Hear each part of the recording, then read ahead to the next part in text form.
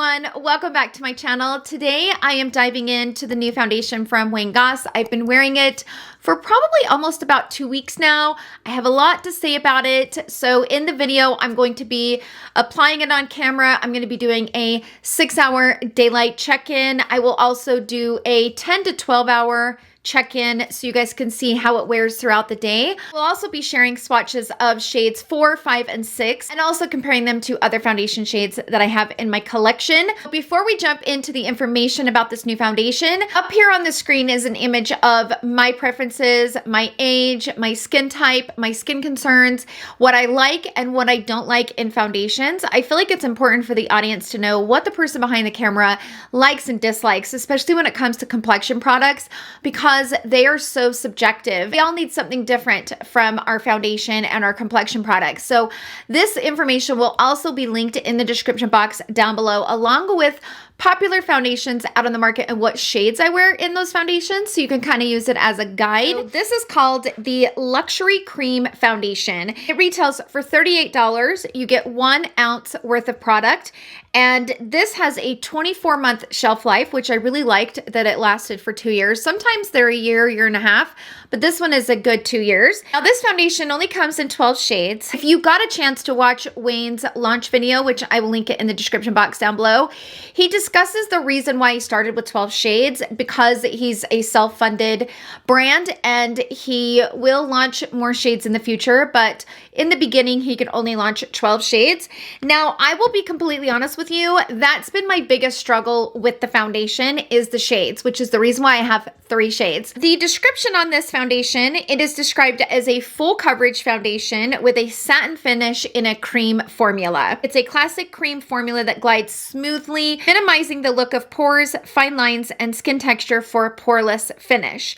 High concentration of pigment for customizable coverage levels. Mix the shades together for highlighting and sculpting effects, which I did do that in today's application. Now, along with the foundation, he also launched this Weightless powder. This Weightless powder retails for $28. The description on this, it is a invisible loose powder that sets foundation with a velvet matte finish. Now, along with the powder, he also launched a new powder puff, which I have been using this. On one side, it has like shorter fibers, and on the other, it has longer. If you're someone that really likes to apply your makeup with a puff, this is a nice puff. I don't think it's fully necessary to make the foundation work. It is a nice puff.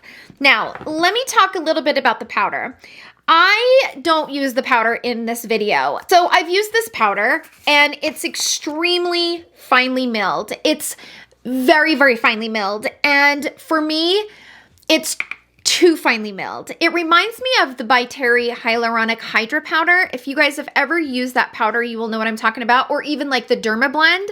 If anybody's ever used the Derma Blend, it's really, really finely milled. Like almost too fine. I think it's a little bit too finely milled for me personally, because it does kind of have that velvety matte finish. It does. For me, it's not super forgiving over wrinkles, especially underneath my eyes. It was exaggerating the wrinkles that go this way.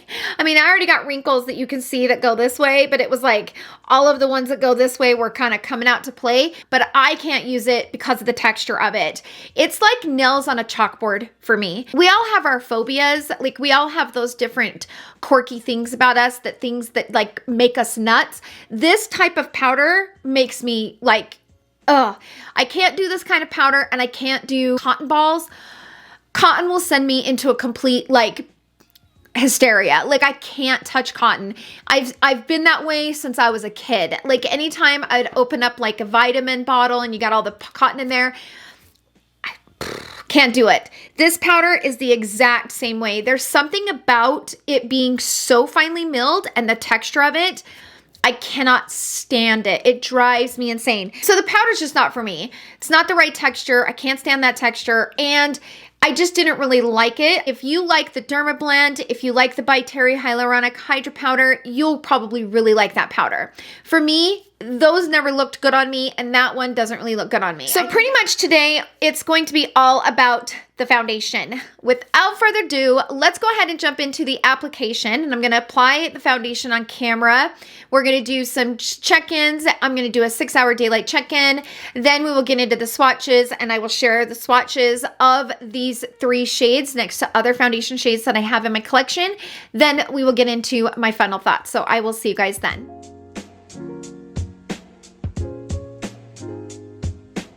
Okay, I got you guys zoomed in. It's a little close for comfort. Y'all, it takes a lot of balls to sit in front of this camera and be this zoomed in on all of your imperfections on your face, but I don't care. Right now it's 12:16 right there. Come on, there we go. I've been wearing this for probably about a week now, maybe even longer, maybe a week and a half now. I don't know. Anyway, these shades are a little bit tricky. It's not been a very long wearing foundation, but what I have been doing is wearing this primer. This is the Tom Ford Traceless Soft Matte Primer. It kind of mattifies the T-zone area, and anytime I've worn this foundation, it slips and slides. So I've worn it a few times with this primer and actually had really good results with it. So I'm gonna go ahead and just take about that much and place it kind of in the T-zone area. Now, the only thing that I have on the rest of the face is my skincare. I don't use the Charlotte Tilbury Magic Cream with this. You guys know that typically that is my favorite product to wear with foundations, just because I feel like foundations kind of melt into my skin when I put it over top of the Magic Cream, but not with this foundation. Too much hydration. I have used this multiple times to apply the foundation, but I don't really feel like it made that big of a difference. It is a nice puff, but I don't feel like it's fully necessary to apply the foundation. Let's talk about the shades that I have. So when I first bought this foundation, I originally bought shade 6. Now, here's the crazy thing about shade 6. I don't have any fake tan or anything tan-wise on my face, but I do spray tan my body, but I don't put it on my face. So my face is always much lighter than my body. And this shade 6 matches my personal skin shade to an absolute perfection. And this is the whitest that I ever am, right? So I haven't been out in the sun since probably October. I do tan very quickly. So once I get out into the sun, I tan very well. I get burnt like one day, and then the rest, I'm tan. So that's kind of my complexion. I get tan very, very quickly. So this will not match me once I'm out into the sun, because this is going to be too light once I get even just the smallest amount of color, because this is quite light. So I thought, okay, well, maybe let's try shade 5. Well, shade 5 is for Golden Undertone, and it's straight up gray. You can tell that that is not the right color for my complexion. Now let me show you what shade 6 looks like. So this is shade 6. I mean, you can see a clear difference between those two, right? This is shade 6, this is shade 5. I buy my foundations medium to tan with a warm undertone. I decided to grab shade 4 to use to contour with and kind of warm up the perimeters of my face, because I feel like when I wear shade 6, I just feel really washed out. I don't love the washed out look. So I thought, you know what? I'm gonna go ahead and buy shade 4, because this is never gonna match me as far as all over. But I thought this might be a pretty good color to like contour and bronze and like warm up the perimeter of the face. But you can see the drastic differences between these shades. So you have shade 4, 5, and 6. But I know there's only 12 shades, so I get that, but they jump quite a bit. There are multiple ways that you can apply this foundation. How I like to do it is take a clean brush. This is the Sonia G Jumbo Base, and I just go down and grab some of the foundation like this, and I use what's on the brush to spread it as far as I can get it to spread. So the trick with this one is really you don't need a lot of it. It does have, I think, 29% pigment, but I wouldn't say it's as pigmented as the KVD Good Apple foundation. Like that balm foundation is hella pigmented, right? And a little tiny bit goes the longest way. I wouldn't say that this one from Goss is as pigmented as that one is. However, it does have a decent pigment. I would say you probably get a good medium coverage right out of the gate.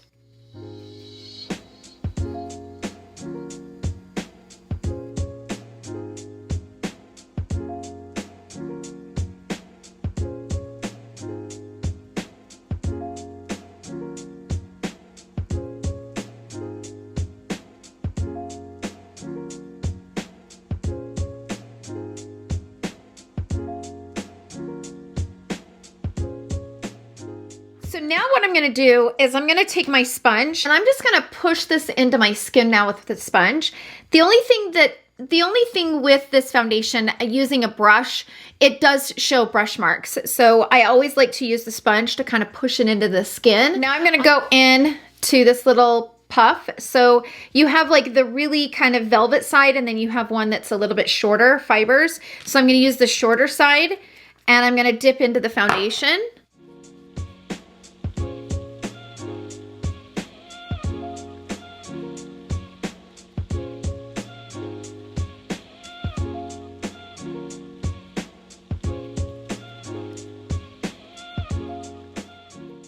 I feel like with this puff, I don't feel like I have quite the control. I don't feel like I can get it to blend in as good as I can with a brush and then pushing it into the skin with a sponge. So it's not my preferred way to apply it. I'm not surprised that Wayne Goss launched this powder puff because he is all about this. Like, he loves puffs. And I'm actually not surprised that he launched a balm foundation, because I know that he loves balms. So now what I'm gonna do is I'm gonna dip a tiny bit into this, not a lot because I already have some of the foundation on, but I'm gonna put some of this around the perimeter of the face and kind of bring some warmth to my face, kind of contouring with it, I guess.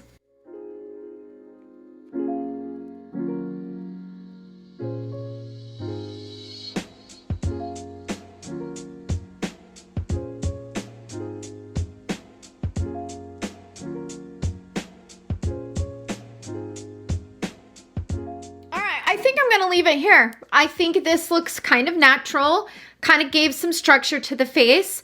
And then maybe once I go, oh, I got some foundation in my hair, I'll fix that. But I feel like I got a little bit of color to the face, but still having that shade be very natural because it does match my natural complexion to a T.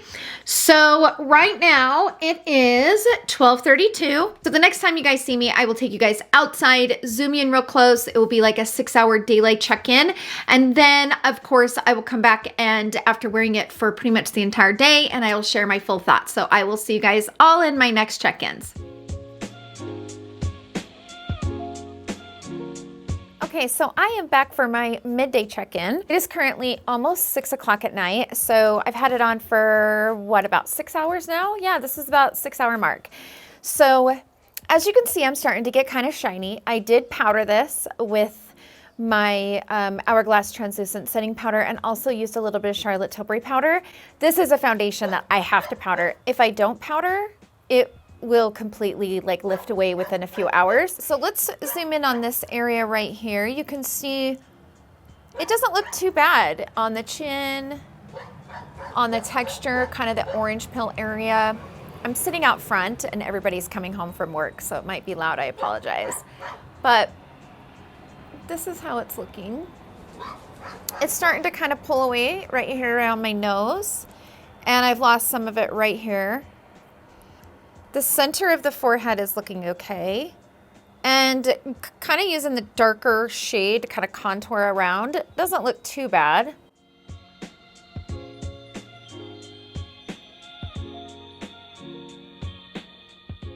I've had an issue with the foundation kind of sitting heavy over the orange peel area, kind of, you know, the pores and stuff. I know that this foundation claims to kind of be good for pores and stuff, but I haven't had that experience. I've always felt like this foundation was a tad bit too gray the whole time I've been wearing it.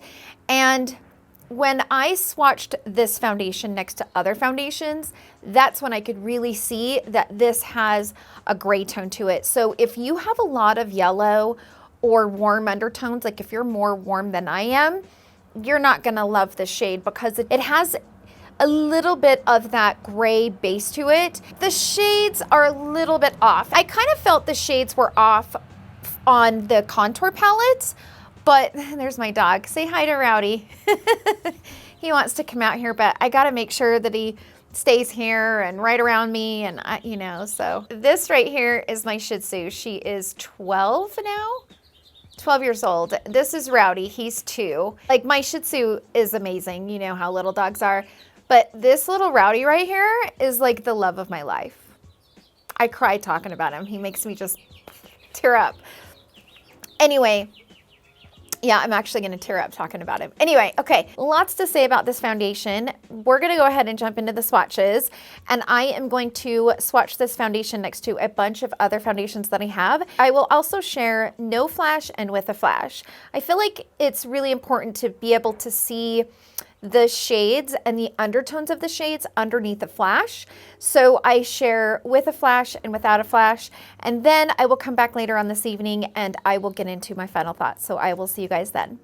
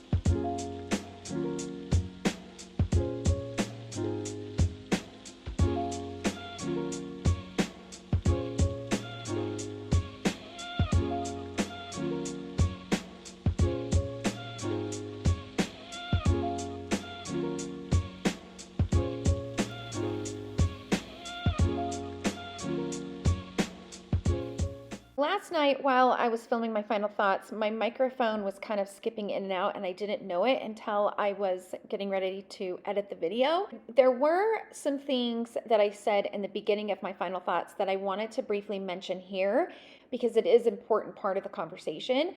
When I first got this foundation, I struggled getting it to stay on. I could only get it to stay and last and look pretty for 3 to 5 hours. It kind of started to slip and slide. I realized quickly that I couldn't wear anything hydrating with it because if I wore the magic cream with it, it was just too much hydration. So I kept kind of working with it. Once I used the mattifying primer from Tom Ford, that's when it changed. That's when I was able to keep it on. It looked really pretty. It looked really natural. It lasted much longer than my recent experience. So if you have this foundation or you're thinking about buying it, just know that you might have to wear it with different things to get it to work because it took me a minute to get it there. The first 3 or 4 days of this foundation, I was not loving it. It was not my favorite, but I kept working with it and kept trying different things. And once I wore it with the mattifying primer, it changed everything. So I think this is a foundation for me that I've kind of had to adjust. And once I found that adjustment, it was beautiful. But that was an important part of this review. So let's go ahead and get back to my final thoughts and my 12-hour check-in. Okay, so I took the camera off of the tripod. Let's go ahead and zoom in. So as you can see, I'm quite shiny and I've lost most of the foundation right along here. I mean, it's pretty much gone around my nose and my upper lip. And you can see some of the places where I've touched my face. I have a few little marks here, like right here. I must have gashed myself. It is one of those foundations that if you just go like this, it's gonna show, but it's been 12 hours. I mean, I've lost some of the coverage along the chin, but it doesn't look super bad. And I think because the shade matches my skin so well that you can't really tell that I've lost the coverage. You can just kind of see it, right? Over here, you can see I've lost a little bit here just from touching my face or whatever. I mean, that's just kind of what's going to happen, especially with this being such a balmy foundation. But what I'm impressed with is you can see right here on the forehead, it has not balled up. So a lot of the times foundations will kind of ball up and then they'll pull away and break away. You can see this foundation is still intact. It looks really good. Now, don't get me wrong. A lot of the reason why it still looks pretty good in the T-zone is the mattifying primer does help with that. So if I don't wear the mattifying primer, I look like this about 8 hours in. So I don't really get that full 12-hour, which I'll get into that in a little bit. But you can see this still looks really good, really natural. I mean, it has been 12 hours, but I just wanted to show you guys how it's looking, and I think it looks pretty darn good. Let's go ahead and jump into my final thoughts. This is very hydrating, balmy type of foundation. So of course it's going to break apart, but I have found a way to make it last longer. And some people don't wear their foundations for 12 hours, but there are a lot of people that do wear their foundations for 12 hours. So if this was a foundation that you were interested in, I wanted to give you a way to make it work and make it last. Now, this is not mask friendly, so not that a lot of us are wearing masks these days, but if you have a job where you do have to wear a mask, this is not going to be super mask friendly. But for me, every single time I wear it, whether I'm needing my foundation to last 12 hours or not, I have to wear powder with this one because it can start to look a little bit greasy about 3 or 4 hours in because it is a very hydrating foundation. Here's the thing, you can make it more dewy. So if you have dry skin, you can wear a nice like moisturizing primer underneath it to kind of give you that hydration. I have normal skin right now, and I find that if I wear anything too hydrating with it, it just starts to slip and slide and it just moves all over the face. I like this foundation. I actually really like it. It's a very nice, natural looking foundation. It wears naturally. One of my biggest pet peeves about hydrating kind of balmy foundations like this is that when it starts to break away throughout the day, like as the oils start to come through, some foundations will kind of patch up and they'll pull away from the skin. That is a pet peeve of mine. This one does not do that. My only complaint with this is the shades. Once I get out into the sun, I'm not going to be able to wear this foundation. And that at the end of the day is what it is. There's no way I can wear shade 5. It's way, way, way too gray for me, especially once I get into the sun, because I have a warm undertone now, but when I get out into the sun, I'm even more warmer than I am now. So there's no way that shade 5 is going to work because it's too gray. And then shade 4 is just going to be too dark. There's no way that shade would ever work for me on any level. So for me, this is going to be more of a winter foundation. And then I'm just going to have to wait for him to launch more shades. But I actually do like it. I don't feel like it's revolutionary in any way. I feel like it's just a typical balmy, beautiful foundation. It is. It's a nice balmy foundation. Now, you guys know that I love the KVD Good Apple foundation. However, you have to be very careful with the way you apply it, and you have to be very careful with how much you apply. You have to be very careful. If you apply too much, it is just a cakey, gross mess, right? It is my favorite because I have found ways to make it work and I'm really careful about applying it. So I personally like it. This one from Goss is much more forgiving than the Good Apple, meaning that if you end up getting a little bit heavy-handed with it, you're not going to have to worry about it looking like a cake face. So I do like that this one has that kind of flexibility, if you will, that you don't have to worry so much about how much you're applying. I just need more shades. And I will also mention, so in my 6-hour check-in, I mentioned that the shade is a little gray. And it is. It's not too gray. I even get a little bit of color and my skin gets a little bit warmer. It's really going to be gray. Shade 6 is described as a medium with a neutral warm undertone. In my opinion, this is a medium with a neutral undertone, not a warm undertone. Like, I feel like his undertones are off a little bit, and I had that experience with his bronzers. His bronzers, like the contour and stuff, was a little bit too gray for me in the medium to tan range. So just kind of know that if you have warm skin, just be careful because that shade 6 is definitely, it's a little on the gray side. But shade 4, on the other hand, if you think that shade 4 is going to work for you, it does have a nice warm undertone. It's kind of a warmish red. So if you are in that darker shade range and you have that warm undertone, I think it's going to be a nice shade for you. But overall, it's just going to be a bummer because within a few weeks, I'm not going to be able to wear this foundation. I'm getting ready to go on vacation. I will be gone for a month. I'll be on vacation at the beach and I will be out in the sun and getting a tan. And so there's no way this foundation is going to work for me. So I like it. I do. It just needs more shades at the end of the day. So you have dry skin, this is going to be a nice one. I don't really feel like it's going to be a clinger. I wouldn't worry about that, but you know, try it with a more hydrating primer and see if that helps, but I don't see this being a clinger. Now for combo and oily skin, it's going to be a toss-up. Some people with oily skin might like this because it doesn't do that like patchy and pull away from the skin as the oils come to the surface. So because of that, it makes me curious that it might work for oily skin. I'm just not sure. But it works really good for me using a matte primer. So if you have oily skin and you have a mattifying primer, and then if you have a really good powder that you know that is your trusted powder that works good and locks your oils, this might work for you. It might. It just depends, I think, on how oily you are and how glossy you're okay with being at the end of the day. So just to kind of boil it down, I really like the foundation. The powder, not so much. Not my favorite. I don't like that texture. It gives me the ibba-jibbies and it just ages me. I just do not like the way it looks on my skin. The powder puff, it's okay, but it's a hit and miss. You don't really need it. So those are my final thoughts. Sound out down below in the comment section. How many of you guys have picked up this new foundation from Goss? And what is your experience? I'm so curious to hear your thoughts. Share with us in the comment section. Thank you guys so much for hanging out with me in today's video. I hope you guys all have a wonderful day, and I will see you guys all in my next video. Love you. Bye.